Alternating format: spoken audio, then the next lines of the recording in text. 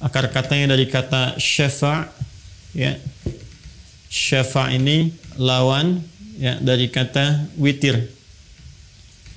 Jadi kita sering mendengar kata witir, sesuatu yang berarti ganjil, ya. Nah, lawannya ini syafa'. Ya, diartikan secara bahasa sesuatu yang genap atau menggenapkan, ya.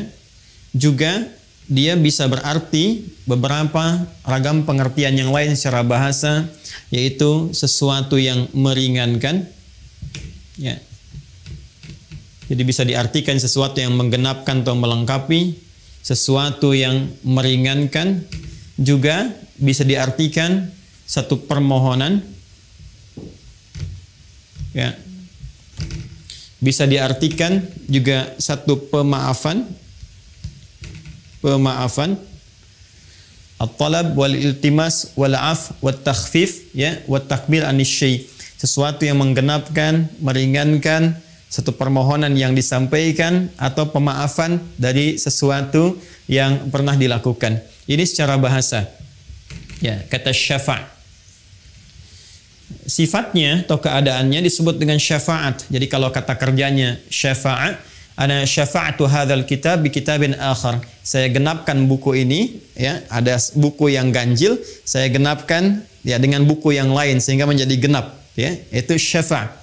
Atau kita ingin katakan juga dengan konteks meringankan atau permohonan atau pemaafan dari sesuatu, boleh juga menggunakan kata syafa'. Sifat keadaannya disebut dengan syafaat.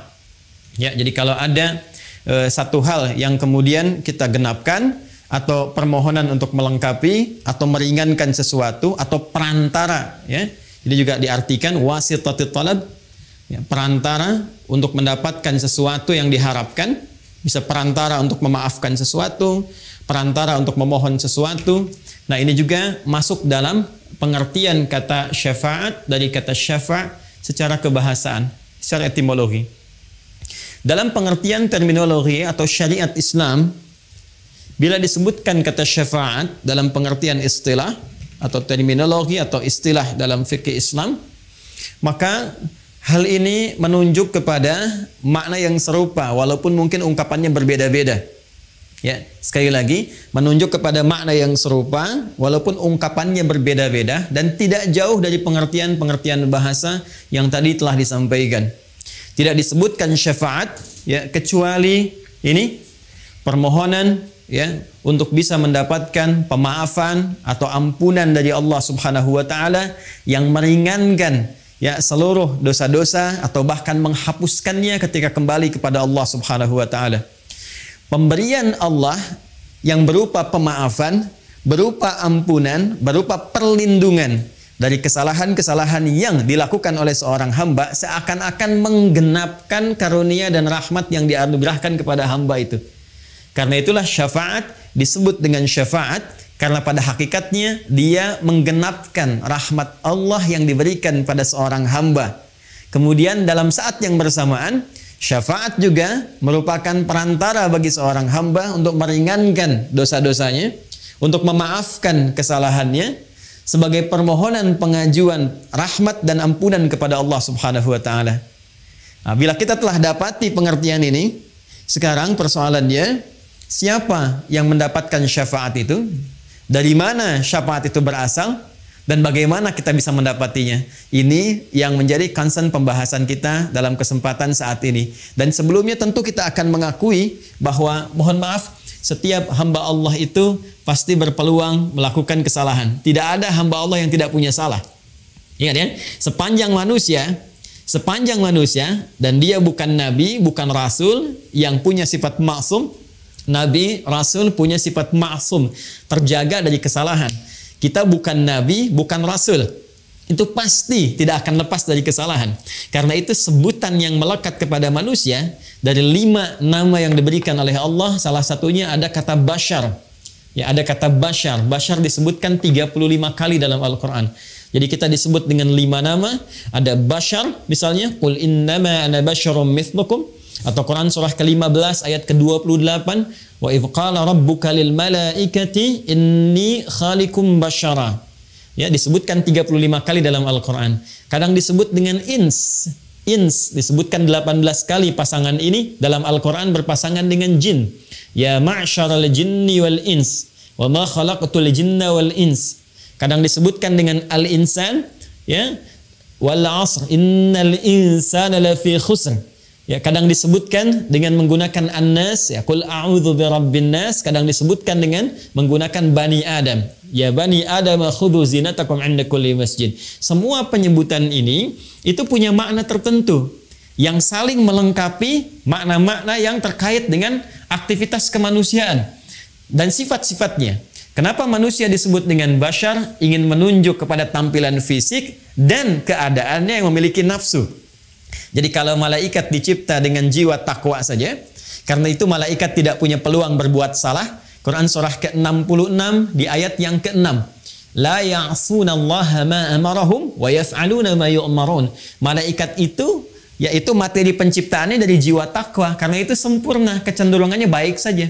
Kata Allah, malaikat tidak punya peluang berbuat maksiat, menyalahi ketentuan, ya, kemudian mengerjakan tugas sesuai dengan tupoksinya. Anda tidak akan pernah mendengar malaikat misalnya, mohon maaf, malaikat Jibril korupsi ayat, nggak pernah dengar kan ya? Atau malaikat Israel tertukar mencabut nyawa, kan tidak mungkin terjadi. Jadi kalau kita mengharap kesempurnaan, itu di malaikat. Lawannya ada makhluk yang diciptakan dengan nafsu saja.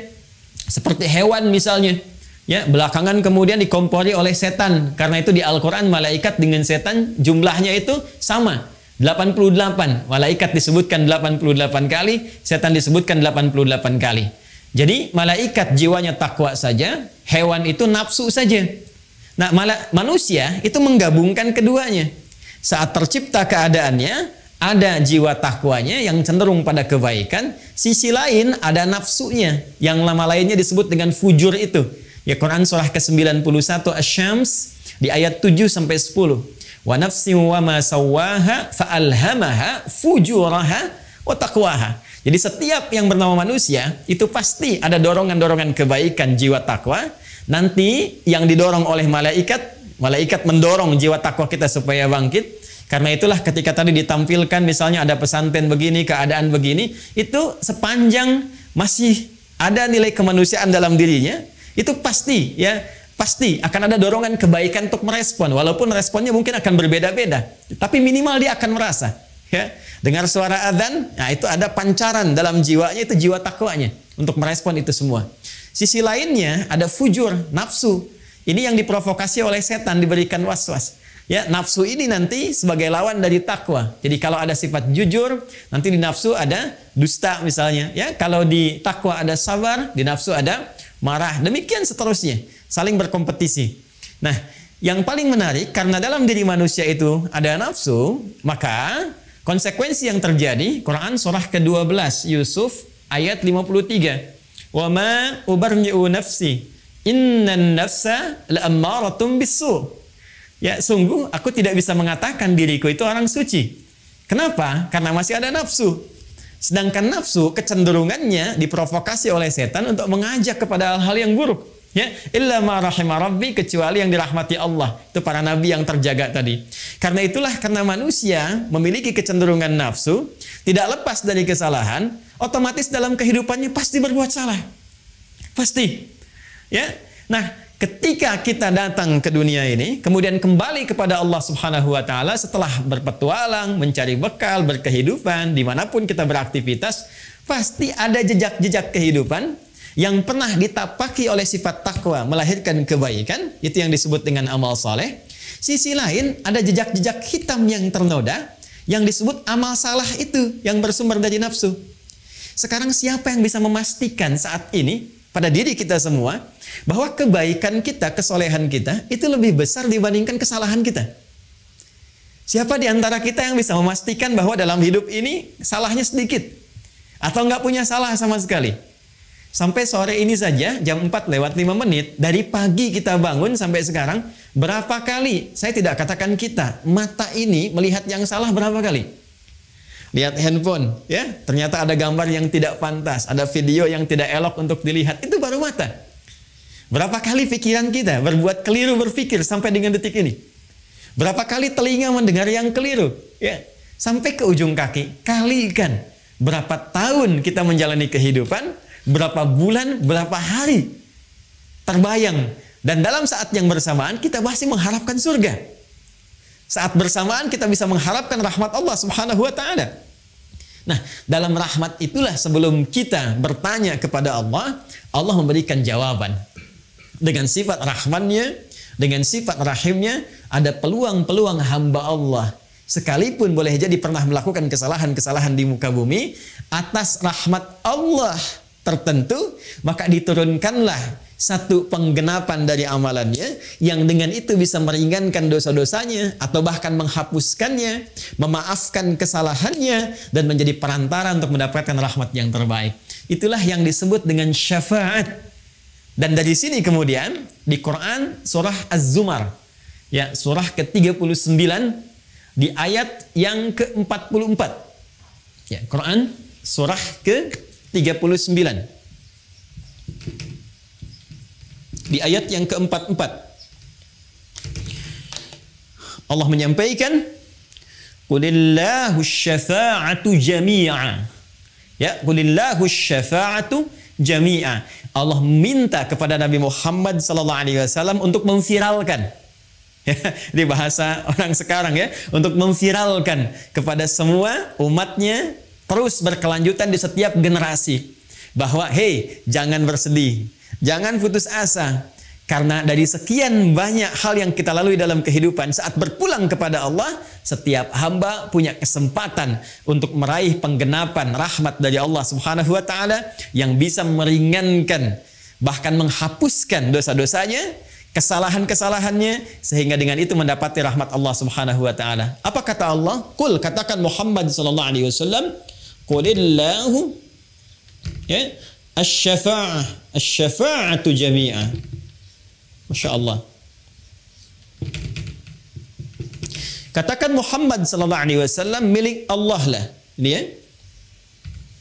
Milik Allah lah asy-syafa'ah. Ini syafaat. Kalau kita kembalikan ke arti tadi, milik Allah lah syafaat. Segala perantara yang dapat meringankan, ya, yang dapat menghapuskan kesalahan-kesalahan, dosa-dosa, permohonan untuk mendapatkan rahmat, penggenapan semua anugerah dari Allah Subhanahu wa taala. Katakan Muhammad, semua bentuk ini, semua dalam bahasa Arab, semua hal yang terkait dengan satu hal tertentu, semuanya bersifat holistik, komprehensif, itu bahasa Arabnya jami' namanya. Ya. Man ittasala fi hadzal silk al-YouTube fi hadzal masa jami'an. Saya ingin katakan semua yang terhubung lewat channel YouTube di kesempatan sore hari ini, semua Anda, mencakup Anda, ya, dengan status sosial apapun, itu bahasa Arabnya menggunakan kata jami'an. Ya, kata Allah, kalau ada peluang syafaat dalam bentuk apapun, saat kita kembali kepada Allah Subhanahu wa taala, khususnya di akhirat nanti, itu semua milik Allah, kembali kepada Allah Subhanahu wa taala. Ya, bahkan nanti Allah menantang dan menegaskan di Quran surah Az-Zukhruf tadi yang dibacakan di ayat ke-86-nya tadi, ya, oleh qari kita. Ya, maka ditanya kan, ya, siapa yang bisa mendapatkan dan memiliki syafaat selain Allah Subhanahu wa taala? Nah, itu satu penegasan dari Allah Subhanahu wa taala untuk memberikan kesan pada setiap hamba. Pertama, setiap kita berpeluang mendapatkan satu perantara-perantara kebaikan, yaitu syafaat dari Allah Subhanahu wa taala yang dapat meringankan dosa-dosa kita, bahkan menggugurkannya dan menaikkan status baik kita di hadapan Allah Subhanahu wa taala. Yang kedua, juga penegasan dari Allah Subhanahu wa taala di surah yang lainnya bahwa selain Allah tidak memiliki hak prerogatif untuk bisa menetapkan syafaat yang dimaksudkan. Baik, kalau kita sudah paham sampai di sini, mengetahui makna syafaat secara istilah, pemilik syafaat itu siapa? Baru kemudian kita bisa berbicara bagaimana kita bisa mendapatkan informasi tentang syafaat itu yang bersumber dari pemiliknya. Yang bersumber dari pemiliknya.